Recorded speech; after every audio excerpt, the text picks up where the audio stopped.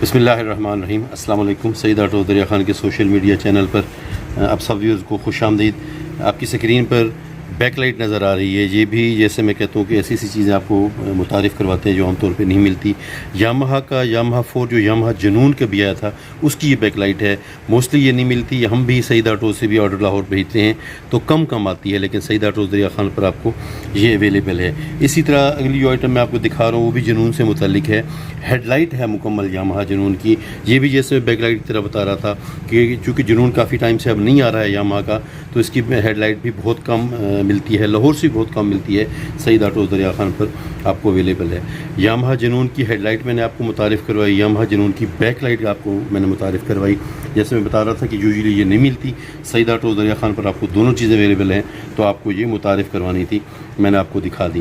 سعید auto دریا خان کا message share کر کے اپنے دوستوں تک پہنچایا کیجیے، جیسے میں ریکویسٹ کرتا رہتا ہوں کہ ہمارے یہ میسج آپ کے ریفرنس سے آپ کے دوستوں تک پہنچتا رہے۔